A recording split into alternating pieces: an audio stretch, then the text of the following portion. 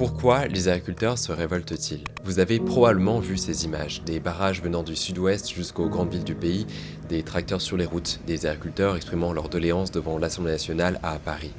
Loin de s'éroder, la colère agricole semble s'installer en France et dans une bonne partie de l'Europe. Police are lining the streets, and farmers are confronting power at the gates of France's democracy. This weekend, southwest of the country, to protest the culling of cows. They're furious over what they see the government's heavy-handed response. EU leaders gathered for a major summit nearby. Farmers blocked roads with tractors through Si les potatoes. mobilisations agricoles se multiplient depuis 2023, elles semblent clairement avoir franchi un cap à la fin de l'année 2025 et au début de l'année 2026 autour de deux dossiers principaux. D'abord, le Mercosur, cet accord de libre-échange entre l'Union européenne et les pays d'Amérique latine. Et enfin, la DNC, cette maladie virale bovine qui touche un grand nombre de troupeaux. En janvier 2026, les tracteurs ont convergé vers Paris, vers Bruxelles ou encore vers Strasbourg. J'ai pu filmer certaines de ces mobilisations agricoles qui ont été massivement diffusées sur les réseaux sociaux et je me suis alors posé plusieurs questions. Pourquoi est-ce que les agriculteurs, d'ordinaire divisés par leurs différents syndicats, se révoltent-ils? Est-ce que l'agriculture française est en péril? Et surtout, quel est le rôle des consommateurs et de l'État dans tout ça? Alors pour comprendre ça, j'ai voulu aller sur le terrain et à la rencontre des agriculteurs et mener mon enquête. Voici ce que j'ai appris. La France est aujourd'hui la première puissance agricole de l'Union européenne et pourtant, derrière ces images spectaculaires qu'on voit fréquemment sur les réseaux sociaux, c'est tout un modèle qui semble vaciller. La colère agricole s'inscrit dans une histoire au temps long, amorcée dès 2023 avec de très nombreuses mobilisations régulières en France. Nous sommes donc au 13e jour de mobilisation des agriculteurs et un cap est-il en train d'être franchi.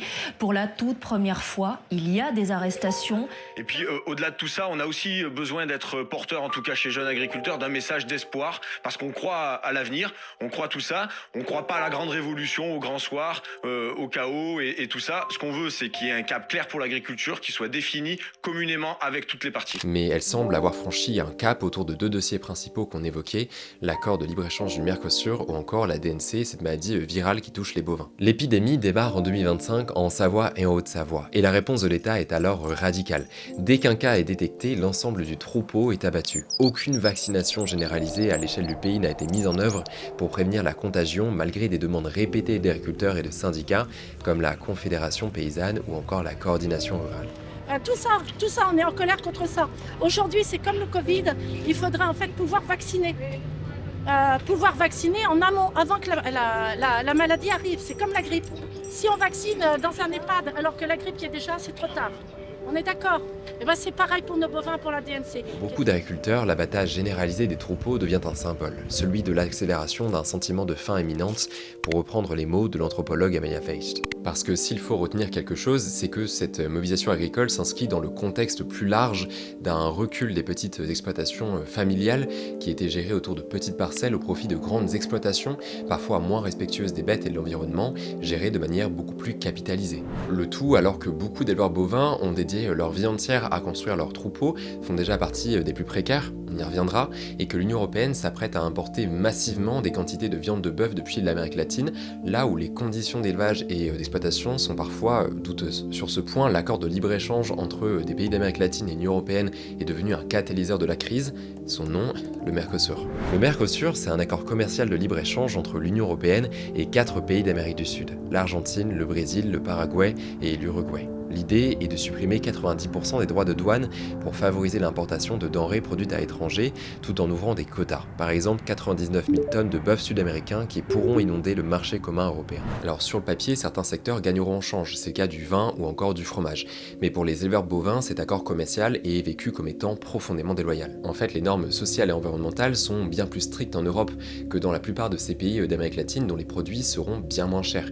Et c'est là tout le cœur du problème. On demande aux agriculteurs français de réduire les pesticides, de mieux protéger les sols ou encore le bien-être animal. Et dans un même temps, l'Union européenne ouvre la porte à des produits moins contrôlés, parfois liés à la déforestation ou encore issus d'élevage dopés aux antibiotiques. Un problème pour les agriculteurs, pour sûr, mais également pour les consommateurs et leur santé qui montrent combien un capitalisme exacerbé est littéralement incompatible avec la gestion de la catastrophe environnementale. Non, nous n'avons pas besoin d'importer plus de bœuf, d'importer plus de poulet, d'importer plus de soja et de produits agricoles venant de l'autre côté de l'Atlantique et de leur exporter des bagnoles polluantes. Ce dont nous avons besoin, c'est de la coopération pour lutter contre le réchauffement climatique, pour protéger la biodiversité, pour lutter contre la déforestation, pour protéger les emplois décents et les emplois dont nous avons besoin pour vivre dans chacun de nos territoires. Selon l'Institut de l'élevage, produire 1 kg de viande de bœuf coûte en moyenne 40% moins cher dans ces pays d'Amérique latine et même près de 60% de moins au Brésil. Une différence économique qui se paye mécaniquement sur l'environnement et sur votre santé. Mais d'un point de vue économique, comment est-ce que des éleveurs bovins français, déjà au bord du gouffre et de la précarité financière, pourront-ils rivaliser avec tout ça? C'est complexe. Le monde agricole n'est pas un bloc et les situations des agriculteurs non plus. Ils ont leur parti, leurs syndicats, leurs tendances politiques et également leurs désaccords et tensions. Par exemple, le syndicat majoritaire de la FNSEA, qui est d'orientation libérale et productiviste, met plutôt l'accent sur les revenus, les charges ou encore la concurrence étrangère. Plus à gauche et plus durement réprimée, la Confédération paysanne refuse quant à elle une course au moins-disant environnemental et plaide pour un protectionnisme solidaire. Par exemple, fixer un prix minimum d'entrée pour les produits importés plutôt que d'abaisser les normes. Et sur les pesticides aussi, les lignes bougent. Certains agriculteurs s'opposent à des lois jugées laxistes parce qu'ils voient les effets sur leur santé et sur celle de leurs collègues avec un risque de cancer plus élevé. Il y en a marre de ces gouvernants et de tous leurs sbires qui sont à la solde, on le sait bien, de toute cette agro-industrie, de l'agroalimentaire, etc. Voilà, no passaram. Au cœur de ce bras de fer repose un acteur dont on parle très souvent, la Commission européenne, qui est présidée par Ursula von der Leyen, une Allemande plutôt marquée à droite. Parmi les différentes institutions, la Commission européenne joue en quelque sorte le rôle de gouvernement de l'UE. Elle propose des directives européennes, gère le budget commun et négocie également les grands accords commerciaux comme le Mercosur au nom des États membres qui sont eux réunis dans le marché commun. Today's Council decision marks a historic day. Europe is sending a strong signal. We are serious about our priorities, and this landmark deal will create growth, opportunities, and greater prosperity for European citizens and businesses. We are creating the largest free trade zone in the world. That's a market of 700 million people. And Europe is starting a new era of cooperation with our partners in Latin America and beyond. Pour défendre l'accord du Mercosur, la Commission européenne a mis en avant des garde-fous. Par exemple, des clauses de sauvegarde pour le bœuf, le sucre, la volaille, des enquêtes si les prix s'effondrent et même une exception française pour interdire certains pesticides dans les produits sud-américains.